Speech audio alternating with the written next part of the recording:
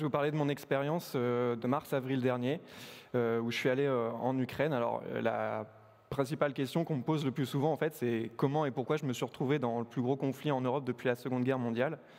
Et la réponse, elle est assez simple. En fait, moi, j'ai grandi en Picardie, au milieu des cimetières militaires étrangers.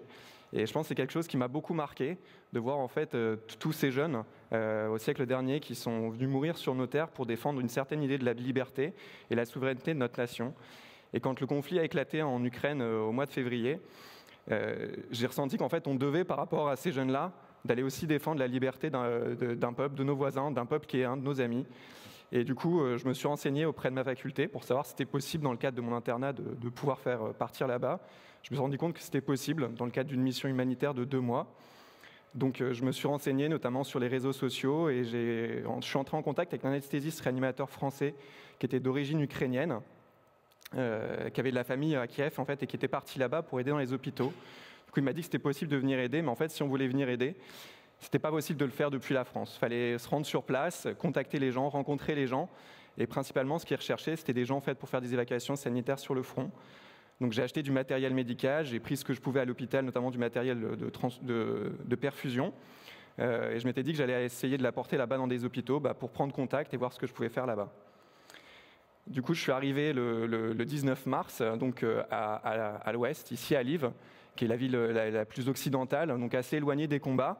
Avec quand même de temps en temps l'alarme, la sirène qui sonne 2, 3, 4 fois par jour parce que vous avez une menace d'un missile.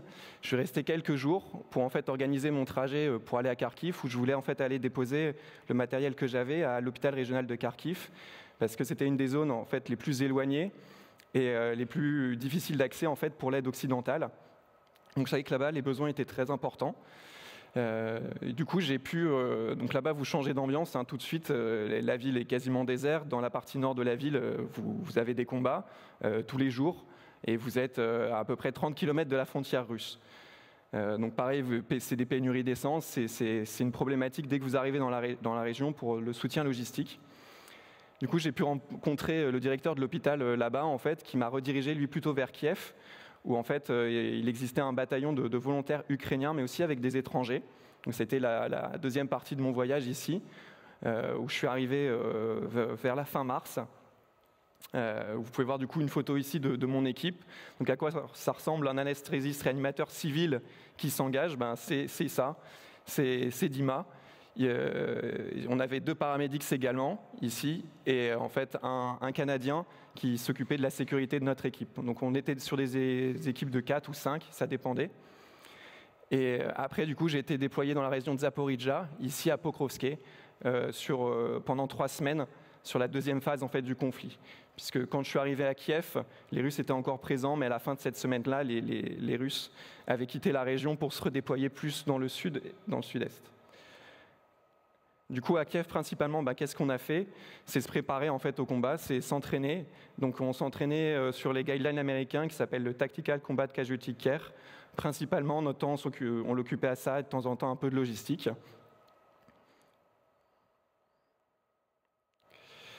Pour vous situer un peu donc, la région où j'ai été déployé, qui est la région de Pokrovsk. Donc c'est une petite ville, c'est un petit hôpital. Comme vous pouvez le voir ici par notre déchoc, on n'avait que 2 lits, mais qui est assez bien situé en fait parce qu'on est à distance à peu près égale de la région de Donetsk. En tout, on drainait une zone, comme vous pouvez le voir ici, de 150 km de la zone de front. Et en fait, on était à 2 heures de route des 2 grandes villes que sont Zaporijjia et Dnipro, où il y avait ce qu'on appelle les hôpitaux de Rôle 3, c'est-à-dire là où va vraiment se faire la chirurgie. On avait une petite activité chirurgicale, mais c'est uniquement en fait pour les patients qui avaient une seule fracture ou s'il fallait faire une laparotomie exploratrice, qui n'arrivait pas souvent. Donc au niveau un peu plus local, les 2 zones de conflit les plus proches de nous, c'était la région d'Uliapol et de Novopil, où j'ai fait quelques évacuations. Principalement, nous, normalement, notre équipe, on aurait dû être déployés sur le front, mais en fonction des besoins, en fait, on s'est adapté. Parce que les besoins étaient plus importants en fait, à l'hôpital, et la direction de l'hôpital a dit que ce n'était pas la peine de mettre une équipe en plus, puisque de toute façon, déjà avec les blessés qu'on recevait, ils avaient du mal en fait, à gérer l'afflux. Pour vous donner en fait, un peu une idée des distances, même si ça vous paraît proche, en fait, les routes là-bas, la plupart des routes sont minées, la plupart des ponts sont détruits pour essayer en fait, de contrôler les trajets. Donc en fait, si vous allez chercher quelqu'un dans la région de Novopil, vous pouvez que passer par Uliapol et ensuite remonter. Donc en fait, même sur des distances comme ça, qui sont de 25-30 km, c'est 45 minutes de route minimum. Même donc du coup dans la région la plus proche de nous. Pour vous donner du coup une idée, ceux qui étaient dans la région de Donetsk qui venaient jusqu'à Pokrovsk, c'est 3 heures de route. Puis 3 heures de route après pour Zaporizhzhia. D'où l'intérêt de mettre un hôpital au milieu pour essayer de stabiliser au maximum comme on peut les blessés avant de les envoyer en fait à la chirurgie. Donc se préparer pour affronter quoi? En fait, les conflits de haute intensité, c'est ça, c'est surtout de la guerre d'artillerie, c'est la guerre de tanks, de chars. Donc c'est principalement en fait des blessés par explosifs, par munitions de guerre, que ce sont les obus. Donc c'est des munitions qui sont spécialement conçues pour faire un effet de blast le plus important, c'est 1,7 fois plus puissant que la TNT. Et ce qu'on craignait le plus, c'est pas forcément ça, principalement c'est ça, c'est les lance-roquettes multiples. C'est conçu exprès pour faire le plus de fragments possible. Et en fait, c'est un effet de zone, c'est moins précis, mais ça rend les choses très très compliquées sur le terrain là-bas. Les Ukrainiens en ont beaucoup, mais les Russes en ont énormément. Et donc je vous ai mis une petite vidéo pour vous rendre compte en fait, de ce que ça donne. Il faut se dire que du coup, chacune de ces roquettes, c'est dans les 5000 à peu près fragments de plusieurs grammes que ça projette. Si vous êtes à 25-50 mètres, c'est sûr que vous êtes décédé. Si vous êtes dans les 100 mètres, vous l'êtes probablement, et jusqu'à 500 mètres, vous pouvez être blessé. Donc imaginez, en fait, chaque lance-roquette, ça peut en tirer 40 en 20 secondes. Et ils ne sont pas tout seuls. Généralement, c'est par des batteries de 2, 3, 4. Vous comprenez du coup en fait, la difficulté sur le nombre de blessés que vous allez recevoir très rapidement quand vous voyez cette vidéo.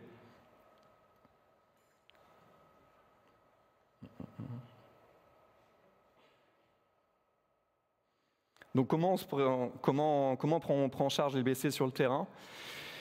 Comme vous l'a dit le professeur Maudre, vous oubliez l'hélicoptère, vous oubliez les véhicules blindés parce que vous n'en avez pas assez. Donc vous faites avec les moyens du bord. Les moyens du bord, c'est principalement des ambulances civiles reconditionnées qui ne sont pas blindées. Alors forcément, quand on roule sur des routes minées, vous arrivez à cette étape-là. C'est en plus un milieu qui est assez restreint, qui n'est pas conçu pour ça, puisque c'est conçu pour transporter un seul blessé. Sauf que quand vous allez en chercher sur le terrain, vous n'en avez rarement qu'un, c'est plutôt 3-4. Donc après, pour circuler, prendre en charge, c'est toute une difficulté en fait sur le terrain. Ici, je vous ai mis du coup en fait pour vous illustrer les chiffres de la guerre en Afghanistan et de la guerre en Irak des Américains. Donc c'est des chiffres officiels du département de la Défense. Et ça, c'est les chiffres ukrainiens publiés par le ministère de la Défense ukrainienne après les 100 premiers jours. Comme vous pouvez le voir en fait, moi je ne m'intéresse pas tant aux décédés, puisque en fait, nous, ce qui nous concerne, c'est les blessés en fait. Et vous vous rendez compte, quand l'estimation c'était entre 40 000 et 60 000, donc j'ai fait la moyenne des deux, ça fait 500 blessés par jour, répartis du coup sur un front de plusieurs milliers de kilomètres. Mais du coup, vous vous rendez compte la difficulté chirurgicale est de traiter en fait ce nombre de blessés qui va être constant tous les jours. Et du coup, en fait, c'est à peu près l'équivalent du nombre de blessés dans la guerre d'Afghanistan et de la guerre en Irak, mais sur une dizaine d'années. Et ici, vous avez du coup les chiffres pour la France. Alors, pour les remettre en perspective, puisque la France avait forcément beaucoup moins de militaires impliqués que lors du conflit ukrainien.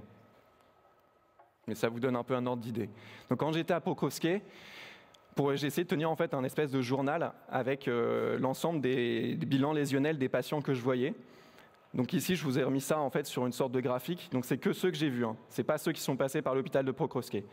Vous voyez en fait une espèce d'activité en dents de scie qui montre en fait le fait que l'activité n'est pas régulière, c'est pas comme un service d'urgence ou un service de bloc opératoire dans le civil en temps normal. En fait, vous alternez des phases de très grosse fréquentation avec en fait des pics et des phases plus creuses qui correspondent en fait aux différentes offensives. Là, par exemple, c'était le week-end en fait où on attendait, on savait qu'il y avait des mouvements de troupes qui avaient été repérés. Mais on ne savait pas quand est-ce que ça allait arriver, et ça arrivait ces jours-là. Principalement ici, en fait, j'ai marqué 20, mais en fait, on avait eu tellement de blessés ce jour-là que j'ai perdu le fil. Donc j'ai mis plus de 20, je pense qu'on était plus proche des 40, 50. En termes de gravité, j'ai rétrospectivement, en fait, j'ai utilisé la classification du SSA pour essayer de voir quel était le type de patient qu'on avait. Donc on est quand même sur 20% de patients les plus graves.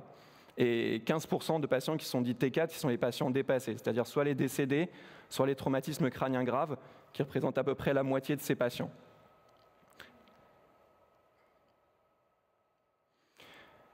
Ici, j'ai voulu vous mettre en fait du coup quelles sont les blessures qu'on voit. Principalement, ce que vous allez voir, c'est du traumatisme crânien léger à cause du blast, en fait, de l'effet de blast, et des traumatismes des membres. Parce que en fait, à chaque fois qu'une unité va se prendre un obus, vous allez avoir ceux qui vont être directement touchés par les projectiles, mais vous avez tous ceux aussi qui sont touchés par l'effet de blast, donc en fait qui crée un réel traumatisme crânien, des gens qui tiennent pas debout, qui ont la nausée, et qu'il va falloir surveiller et dépister en fait sur les 24-48 heures, parce que certains évolueront vers le traumatisme crânien modéré, voire grave, avec des hématomes sous-duraux, des hématomes extraduraux.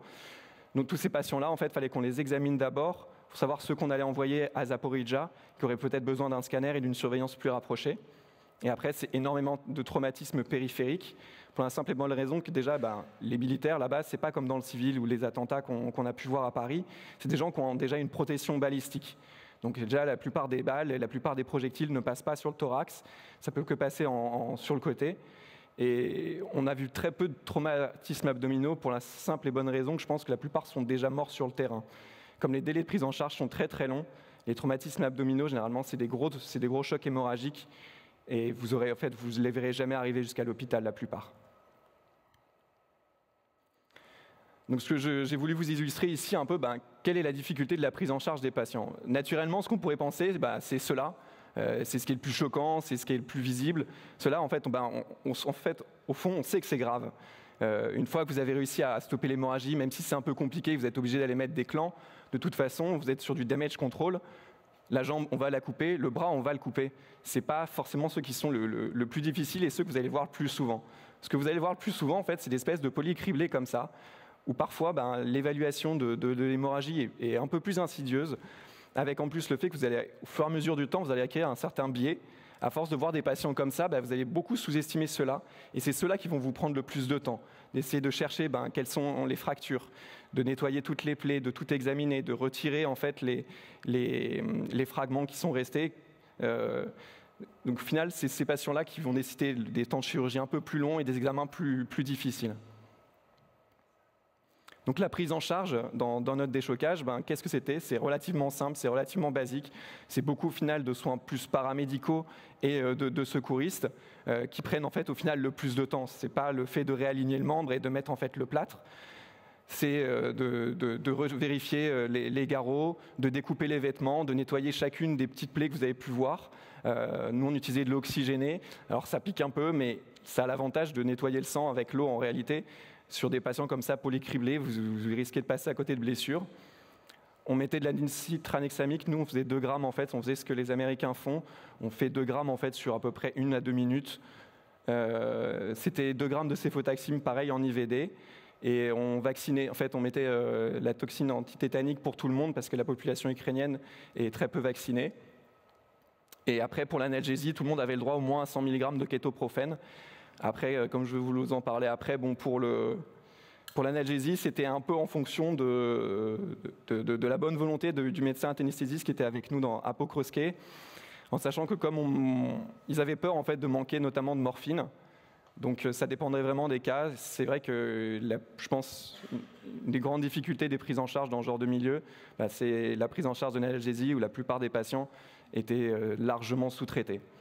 L'autre problématique, c'est la gestion du sang. Comme l'a dit le professeur Maudre, gérer en fait autant de patients qui arrivent en choc hémorragique ou en pré-choc hémorragique, parce que la plupart c'est des patients jeunes, donc ils ne vont pas forcément être hypotendus, mais vous le voyez très très rapidement, la plupart sont livides, vous voyez bien qu'ils restent en plus un peu, pas comateux, mais un peu somnolents, un peu difficiles parfois à interroger. Mais malheureusement, la seule chose que vous avez en grande quantité, c'est ça. Donc on a essayé de ne pas trop les remplir pour rester en fait dans les guidelines de ne pas faire du remplissage massif. Donc pour ceux qui étaient hypotendus, on leur mettait un équivalent du Voluven, et après c'était du Ringer lactate. En tout, sur l'hôpital, on avait quand même quelques poches de sang et quelques poches de plasma, mais on en avait 4, et je crois que c'était toutes les 2 semaines où on nous en ramenait un peu. En tout, moi j'ai vu 3 patients transfusés, alors que comme vous avez pu le voir un peu précédemment, sur le nombre de chocs hémorragiques, on en a été plutôt à 30. Et alors après, les conflits d'auto-intensité, c'est aussi pas forcément tout ce qu'on pense. C'est pas des zones de combat tout le temps. C'est, comme vous avez pu voir sur le graphique, en fait, on a beaucoup de temps libre. Puisqu'en fait, même sur les journées, on a beaucoup de blessés. Ils arrivent en fait par paquet. Ils arrivent par paquet de 10, par paquet de 15. Donc en fait, sur votre journée, vous allez toujours avoir pas mal de temps libre. Donc principalement, voilà, c'est des constitutions de vie un peu de spartiates, mais moi j'avais la chance du coup, en étant resté à l'hôpital de Pokrovskoe et pas avoir été déployé dans une unité militaire comme d'autres des équipes du bataillon pour lequel j'ai travaillé. Déjà on vivait avec une chambre avec des lits en milieu en dur. Surtout le grand luxe, on avait la douche. Ça là-bas, c'était pour très peu de gens. Ici, je vous ai mis une petite photo, ça c'est en buvant mon café le matin vers 6-7 heures. Ici, vous pouvez voir en fait un peu de fumée, ça c'est à 4-5 km. Donc ça, c'est des tirs d'obus. Donc quand vous voyez ça le matin, vous savez que la journée va être relativement chargée, puisque grosso modo, 2 heures après, ils vont commencer à arriver. Et après, c'est pas mal de temps libre. Ça, c'était pendant le week-end où je vous ai montré où on attendait l'offensive. C'était le week-end de Pâques. Donc comment en fait on arrive à vivre dans une atmosphère comme ça, qui est aussi anxiogène, aussi délicate? Simplement, c'est la camaraderie. En fait, rapidement, vous vivez 7 jours sur 7, 24 heures sur 24 avec votre équipe du bataillon et l'équipe médicale de l'hôpital. Donc rapidement, vous faites en finale des liens. Tout le monde se serre les coudes. Et au final, on passe aussi d'agréables moments. C'est un peu le paradoxe de vivre des moments aussi durs et en même temps des moments de camaraderie aussi importants. Et après, on avait la chance, en étant relativement éloigné, on avait le téléphone, on avait Internet. Grosso modo, comme ce que vous a dit le professeur Maud, quand vous allez approcher à 5-10 km du front, c'est pas de portable. Si jamais vous laissez votre portable allumé, en fait, ça va réussir à se connecter sur des fausses bornes de l'ennemi. Et sur la minute d'après, vous allez vous rendre compte que vous avez oublié de l'éteindre. Parce que vous allez avoir des obus qui vont tomber très très proches de vous, ça vous le géolocalise très précisément. Donc c'était une des règles là-bas. Sur les premières semaines du conflit, sur les étrangers qui étaient venus là-bas, certains l'ont appris à leurs dépens. Donc moi, comment j'ai occupé mon temps? Principalement, malheureusement, je n'avais pas amené de livres. Donc comme on avait Internet, principalement, j'ai regardé tous les documentaires Arte que je pouvais. On fait ce qu'on a. Et pour vous donner une petite présentation sur quelle est la psychologie de qu'est-ce qu'on ressent quand on est là-bas. Pour moi, ce qui était le plus difficile, justement, c'est ces périodes de creux. Parce que comme vous ne parlez pas forcément ukrainien et que la situation est très confuse, même pour les Ukrainiens, il y a beaucoup de choses que personne ne sait. Vous ne savez pas, en fait, sur le front, rien que sur la zone de front où on était, quels sont le nombre d'Ukrainiens déployés. Ça, je l'ai appris qu'à la fin de mes jours à Pokrovskoe. Vous ne savez pas quelle est la force militaire que vous avez en face. Vous ne savez pas quel jour ils vont attaquer. En fait, c'est beaucoup d'incertitudes comme ça, ce qui est vraiment très difficile en fait à appréhender. Surtout ces moments où vous avez du temps, parce que c'est là où vous aviez pensé. Quand vous êtes dans l'action, vous faites toutes ces choses-là et ça vous passe largement au-dessus de la tête. Donc pour moi, là-bas, c'est ce qui était le plus difficile. Et c'est aussi ces difficultés du coup à se projeter, parce qu'un jour, il va falloir rentrer. À la base, vous êtes parti moi, j'étais parti pour faire 2 ou 3 mois, donc il fallait une date de retour. Mais comme vous ne savez pas de quoi demain va être fait, c'est très difficile en fait de vous dire dans telle date je vais rentrer. Ça vous semble tellement lointain, ça vous semble une autre vie. C'était très difficile de s'organiser sur ça. Donc moi, j'ai eu la chance que mon stage qui suivait, c'était dans le service du professeur Maud, avec quelqu'un qui connaissait en fait ces problématiques. Et en fait, ça a été un peu un de mes points d'ancrage avec ma doyenne, avec qui je discutais régulièrement, pour en fait justement essayer de me sortir de cette psychologie-là, pour un jour, à un moment, me dire là, il est temps de rentrer en fait, parce que si tu restes, la mission elle est faite, elle est accomplie. Si tu restes, en fait, tu vas finir par soit être blessé, soit être tué, et c'est pas comme ça que tu feras avancer non plus les choses. Après, il y a eu la phase du retour, où j'ai eu la chance d'être suivi par un psychiatre de l'hôpital Sainte-Anne. Moi, de base, de toute façon, j'en exprimais le besoin, parce que je considère que de toute façon, c'est toujours bon d'avoir quelqu'un, que ce soit un psychiatre ou un psychologue, en fait, de parler des choses, de pouvoir discuter, de ne pas rester tout seul en fait, avec ses ruminations, même si on pense que, comme le illustre un peu ici le gif que je vous ai mis, tout va bien, parce que je me suis rendu compte, moi, j'avais beaucoup tendance à minimiser certaines choses. Je disais toujours beaucoup, oui, après, j'ai jamais vécu d'affrontement direct, où je me suis jamais fait tirer dessus. Les fois où ça a bombardé près de moi, j'étais quand même à 800 mètres. Quand on était à Pokrovskoe, c'était pas la zone la plus active. À Kramatorsk, c'était pire. Plein de choses comme ça, en fait. Je pense on cherche toujours un peu à se dédouaner et moi, j'étais très content de pouvoir avoir en fait cette espèce de soutien où on a pu tout simplement discuter. Et je pense que c'est une des phases les plus importantes quand vous faites ce genre de choses. Et enfin, en guise de conclusion, moi je vous invite en fait à vous engager, pas forcément dans le service de santé des armées, pas forcément dans la réserve, plus vous engager dans le sens faites des choses.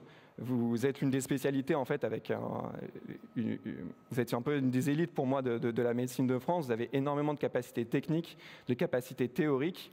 Et quand j'ai discuté avec la personne qui organise le congrès de l'AJAR, elle m'a parlé qu'en fait le but c'était un peu de vous présenter des solutions à toutes ces crises, à tous ces conflits, vous montrer qu'il y a des choses qui s'organisent et qui se font. Et en fait, moi, je vous invite à justement de ne pas être passif, à essayer de développer vous-même en fait vos capacités, vos connaissances. Allez à l'étranger, vous avez beaucoup à leur apporter, mais ils ont aussi beaucoup à vous apprendre. Vous apprendrez aussi beaucoup sur vous, et je pense que voilà, c'est important aussi de ne pas juste être passif, de ne pas attendre qu'on nous sorte des plans et des choses. Si en fait vous n'avez pas vous-même cherché à progresser, à savoir quelles étaient vos limites, parce que je pense qu'au-delà de comprendre ce dont on est capable, c'est aussi important de savoir qu'il y a des choses où tout le monde n'est pas égal, et il y a des choses que certains peuvent faire, d'autres non, et c'est important de le savoir. Voilà. Je tiens à remercier le professeur Eric Maud qui m'a invité, et l'AJAR. Voilà.